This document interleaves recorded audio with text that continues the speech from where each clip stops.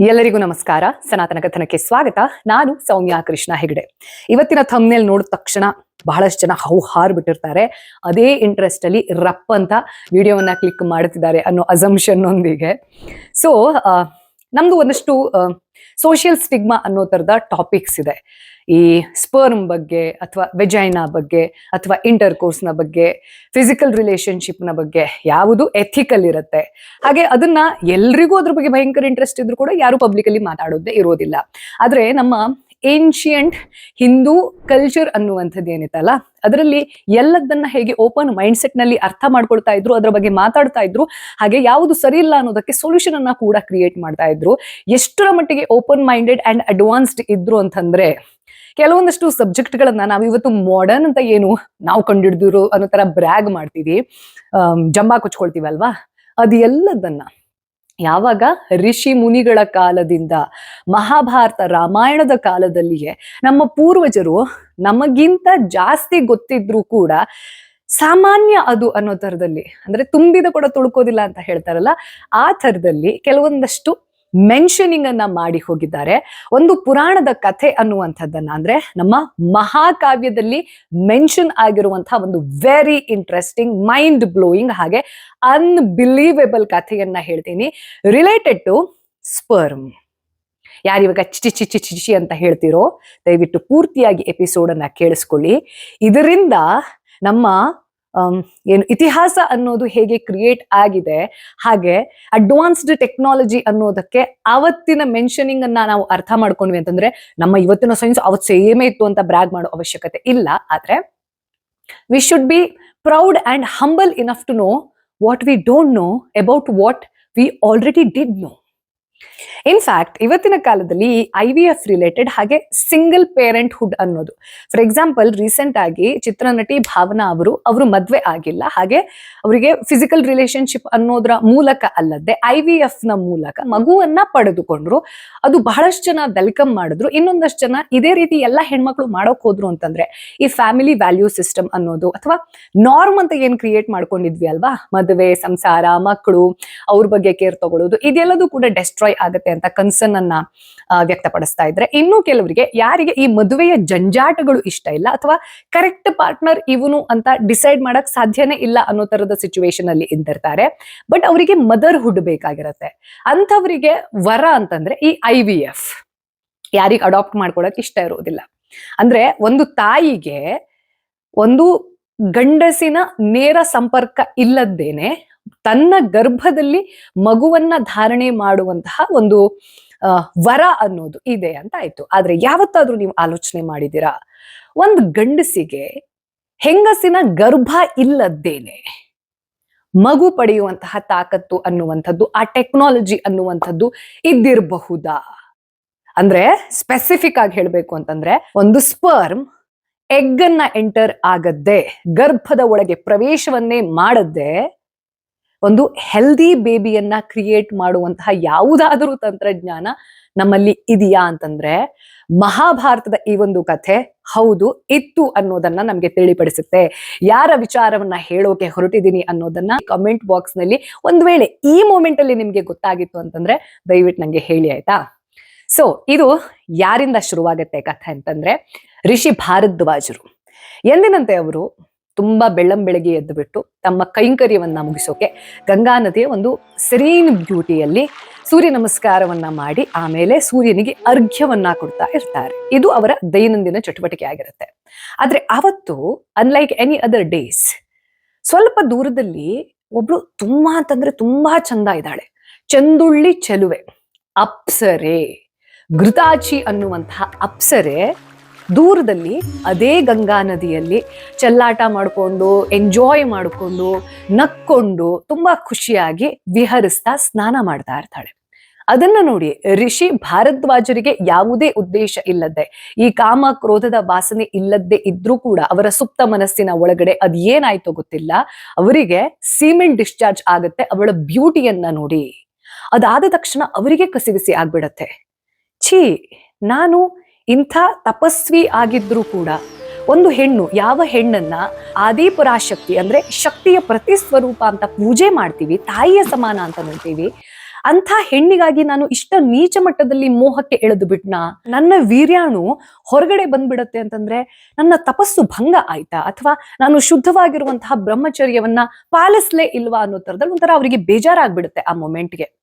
ಆದ್ರೆ ಅದೇ ಸಮಯದಲ್ಲಿ ಇಷ್ಟು ದಿನ ನನಗೆ ಕಾಡದ್ದೇ ಇರುವಂತಹ ಕಾಮವಾಸನೆ, ಅದು ಎಂಥದ್ದೇ ಅಪ್ಸರೆ ಆಗಿರಲಿ ಅವಳು, ಇದ್ಯಾವುದು ಕೂಡ ಮೋಹ ಲೋಭ ಅನ್ನೋದು, ಹೆಣ್ಣಿನ ವಾಸನೆ ಅನ್ನೋದು, ಅವಳ ಸೌಂದರ್ಯಕ್ಕೆ ನಾನು ಮಾರು ಹೋಗೋದು, ಇದ್ಯಾವುದು ಆಗದ್ದೆ ನನ್ನ ನಿಯಂತ್ರಣದಲ್ಲಿ ಇರದ್ದೆ ಈ ವೀರ್ಯಾಣು ಹೊರಗಡೆ ಬಂದಿದೆ ಅಂತಂದ್ರೆ ಅದಕ್ಕೇನು ಅರ್ಥ ಇದೆ ಅಂದ್ರೆ ಇದು ಯಾವುದದ್ದೋ ನಿಮಿತ್ತ. ಆ ನಿಮಿತ್ತವನ್ನ ಕಾಪಾಡೋದು ನನ್ನ ಕರ್ತವ್ಯ ಅಂತ ತಿಳ್ಕೊಂಡು ನೋಡಿ, ಇದನ್ನೇ ಸಮಯ ಪ್ರಜ್ಞೆ ಅಂತ ಕರೆಯೋದು. ಸೊ ಆ ಒಂದು ವೀರ್ಯಾಣುವನ್ನ ತಗೊಂಡು ಬಂದು ತಮ್ಮ ಆಶ್ರಮದ ಒಳಗಡೆ ಅದಕ್ಕೆ ಒಂದಷ್ಟು ಮಂತ್ರೋಪದೇಶಗಳನ್ನ ಮಾಡಿಬಿಟ್ಟು ಅದಕ್ಕೆ ಸಂಬಂಧಪಟ್ಟಿರುವಂತಹ ಕೆಲವೊಂದಷ್ಟು ಗಿಡಮೂಲಿಕೆಯನ್ನು ಸೇರಿದ ಹಾಗೆ, ಅಮೃತದ ಬಿಂದುಗಳನ್ನು ಸೇರಿದ ಹಾಗೆ, ಅದೆಲ್ಲದನ್ನ ಏನು ಅವತ್ತಿನ ಟೆಕ್ನಾಲಜಿ ಅನ್ನೋದು ಋಷಿಗಳಿಗೆ ಗೊತ್ತಿತ್ತು, ಅದೆಲ್ಲದನ್ನ ಸೇರಿಸಿ ಒಂದು ಮಣ್ಣಿನ ಪಾತ್ರೆಯ ಒಳಗಡೆ ಆ ವೀರ್ಯಾಣುಗಳನ್ನ ಸೇರಿಸಿ ಅದನ್ನ ಮುಚ್ಚಿಡ್ತಾರೆ. ಹಾಗೆ ಆರ್ಟಿಫಿಷಿಯಲ್ ಗರ್ಭವನ್ನ ಸೃಷ್ಟಿ ಮಾಡ್ತಾರೆ.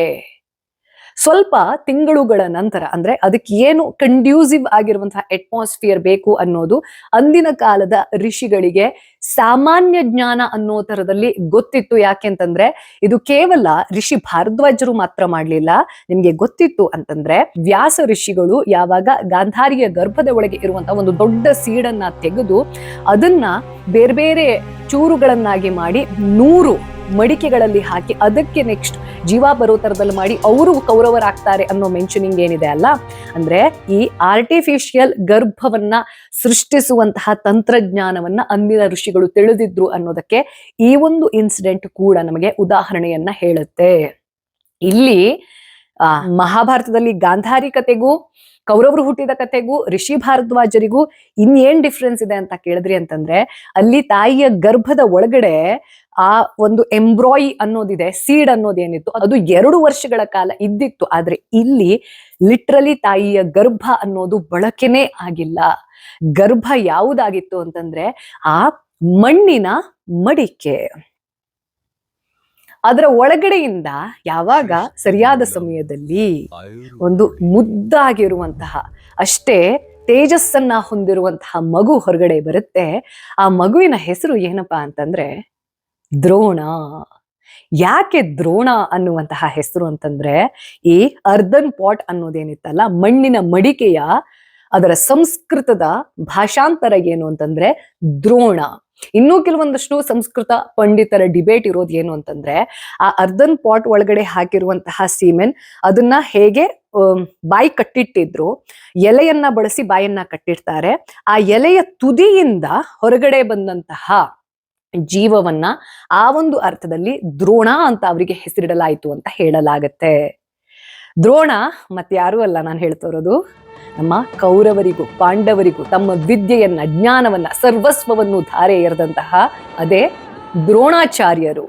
ಸೊ ನಮ್ಮ ಹಿಸ್ಟ್ರಿಯಲ್ಲಿ ಒಬ್ಬ ಗುರು ಯಾವುದೇ ತಾಯಿ ಗರ್ಭದ ಸಹಾಯ ಇಲ್ಲದೆ ಆ ಒಂದು ಪೋಷಣೆಯನ್ನ ಪಡೆದುಕೊಳ್ಳದೆ ಕೇವಲ ಒಬ್ಬ ತಂದೆಯ ವೀರ್ಯಾಣುವಿನಿಂದ ಉತ್ಪತ್ತಿ ಆದಂತಹ ಆರೋಗ್ಯಕರ ಮಗುವಾಗಿ ನಮಗೆ ಇವತ್ತಿಗೂ ಕೂಡ ಅಚ್ಚರಿಯನ್ನ ಮೂಡಿಸ್ತಾರೆ. ನನಗೆ ಈ ಕಥೆ ಗೊತ್ತಾದಾಗ ಲಿಟ್ರಲಿ ಮೈಂಡ್ ಬ್ಲೋನ್ ಅನಿಸ್ತು, ಆಯ್ತಾ. ಅಂದ್ರೆ ಇದನ್ನ ಒಂದು ವೇಳೆ ಕಥೆ, ಕಟ್ಟು ಕಥೆ ಅನ್ನೋ ತರದಲ್ಲಿ ಲೆಜೆಂಡ್ ಅಂತಾನು ನೋಡಿದ್ರು ಸಹ ಇದನ್ನ ಬರೆದಿರುವವರ ಆಲೋಚನಾ ಶಕ್ತಿಗೆ ನನ್ಗೆ ವಾಟ್ ಆನ್ ಇಮ್ಯಾಜಿನೇಷನ್ ಪವರ್ ಅನ್ನೋ ತರದಲ್ಲಿ ಅನಿಸುತ್ತೆ. ಆದ್ರೆ ಇದು ಪೂರ್ತಿಯಾಗಿ ನೀವು ಲೆಜೆಂಡ್, ಕಟ್ಟುಕತೆ ಅಂತ ಹೇಳೋಕ್ ಯಾಕೆ ಆಗೋದಿಲ್ಲ ಅಂತಂದ್ರೆ, ಮಹಾಭಾರತ ಹಾಗೂ ರಾಮಾಯಣಕ್ಕೆ ಸಂಬಂಧಪಟ್ಟಿರುವಂತಹ ಕೆಲವೊಂದಷ್ಟು ಕುರುಹು ಅನ್ನೋದು ಅದು ಕೇವಲ ಡಾಕ್ಯುಮೆಂಟ್ಸ್ ವೈಸ್ ಅಲ್ಲ, ಕೆಲವೊಂದಷ್ಟು ನಮಗೆ ಇವತ್ತಿಗೂ ನೋಡೋಕೆ ಸಿಗಬಹುದಾದಂತಹ ಜೀವಂತ ಕುರುಹು ಅನ್ನೋದು ಇರೋದಕ್ಕೆ ಇದು ಕೇವಲ ಕಟ್ಟುಕತೆ ಮಾತ್ರ ಅಲ್ಲ, ನಮ್ಮ ಹಿಸ್ಟ್ರಿಯ ಆ ಫ್ಯಾಕ್ಟ್ಸ್ಗೂ ಕೂಡ ಎಲ್ಲದೂ ಸತ್ಯ ಅಂತ ನಾನು ಒಪ್ಪೋದಿಲ್ಲ. ಎಕ್ಸಾಜುರೇಷನ್ ಅನ್ನುವಂಥದ್ದು ಇರುತ್ತೆ, ಸಾಹಿತ್ಯದಲ್ಲಿ ಎಕ್ಸಾಜುರೇಷನ್ ಇರುತ್ತೆ. ಆದ್ರೆ ಆ ಎಕ್ಸಾಜುರೇಷನ್ ಹಿಂದೆ ಇರುವಂತಹ ಕೋಡೆಡ್ ಇನ್ಫಾರ್ಮೇಶನ್ ಇದೆ ಅಲ್ಲ, that is my learning. So ಈ ಒಂದು ಬ್ಯೂಟಿಫುಲ್ ಕಥೆ ಬಗ್ಗೆ ಅಥವಾ ಅನ್ಬಿಲೀವೇಬಲ್ ಕಥೆಯ ಬಗ್ಗೆ ನಿಮ್ಮ ಅಭಿಪ್ರಾಯ ಏನಿತ್ತು ಅನ್ನೋದನ್ನ ಕಾಮೆಂಟ್ ಬಾಕ್ಸ್ ನಲ್ಲಿ ತಿಳಿಸೋದನ್ನ ಮರಿಬೇಡಿ. ಹಾಗೆ ಈ ಒಂದು ಇಂಟ್ರೆಸ್ಟಿಂಗ್ ಕಥೆಯನ್ನ ಬಹಳಷ್ಟು ಜನ ಕೇಳಿರಲ್ಲ ಆಯ್ತಾ, ಹಾಗಾಗಿ ನಿಮ್ಮ friends WhatsApp group, family WhatsApp group ಅಲ್ಲಿ ಶೇರ್ ಮಾಡ್ಕೊಳ್ಳಿ. ಬಿಕಾಸ್ ನಮಗೆ ಈ ಮಹಾಭಾರತದ ಉಪಕಥೆಗಳ ಬಗ್ಗೆ ಅಷ್ಟು ಗೊತ್ತಿರೋದಿಲ್ಲ.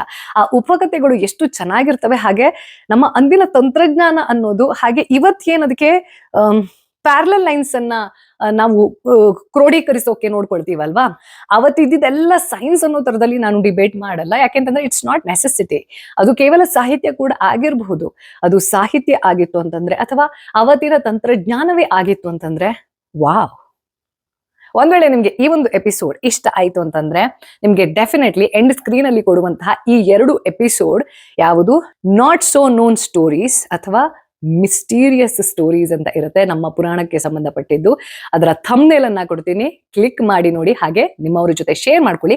ದಯವಿಟ್ಟು ನೀವು ಲೈಕ್ ಮಾಡಾದ್ಮೇಲೆ ಅದನ್ನ ಸ್ವೈಪ್ ಮಾಡಿದ್ರಿ ಅಂತಂದ್ರೆ ಒಂದು ಹೈಪ್ ಅನ್ನೋ ಆಪ್ಷನ್ ಬರುತ್ತೆ. ಆ ಹೈಪ್ ಅನ್ನ ಮಾಡಿದ್ರಿ ಅಂತಂದ್ರೆ ಆಲ್ಗೋರಿದಮ್ ನಲ್ಲಿ ಈ ವಿಡಿಯೋಸ್ ಬಾಕಿ ಯಾರು ಇಂಟ್ರೆಸ್ಟ್ ಇರ್ತಾರೆ ಅವ್ರ ಜೊತೆ ಕೂಡ ರೆಕಮೆಂಡ್ ಆಗ್ತಾ ಹೋಗುತ್ತೆ ಅನ್ನೋದಕ್ಕೆ ದಯವಿಟ್ಟು ಇದೆಲ್ಲದನ್ನ ಮಾಡಿ. ಇದೆಲ್ಲದೂ ನೆಸೆಸಿಟಿ.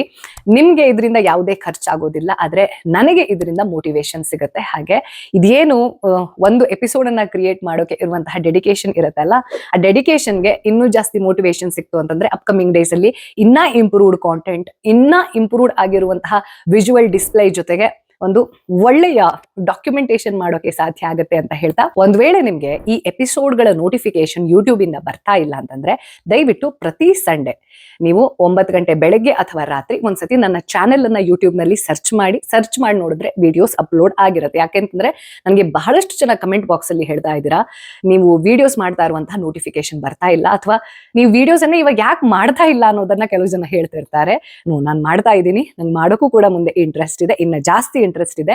ಹಾಗಾಗಿ ಕೆಲವು ಸತಿ ಅದು ಆಲ್ಗೋರಿದಮ್ ನಲ್ಲಿ ಅಥವಾ ನೋಟಿಫಿಕೇಶನ್ ಅಲ್ಲಿ ಆ ರೀತಿ ಎರರ್ಸ್ ಇರುತ್ತೆ. ಬಟ್ ನೀವು ಮ್ಯಾನ್ಯುಯಲಿ ಚೆಕ್ ಮಾಡಿದ್ರಿ ಅಂತಂದ್ರೆ ಯು ವಿಲ್ ಗೆಟ್ ದಟ್. ಇದು ಈ ವಾರದ ಸನಾತನ ಕಥನ. ಮತ್ತೆ ನಿಮ್ಮ ಭೇಟಿ ಲೈಕ್ ಐ ಸೆಡ್ ಬರುವ ಭಾನುವಾರ ಬೆಳಗ್ಗೆ ಅಥವಾ ರಾತ್ರಿ ಶಾರ್ಪ್ 9 o'clock. ಲೋಕ ಸಮಸ್ತ ಸುಖಿನೋ ಭವಂತು.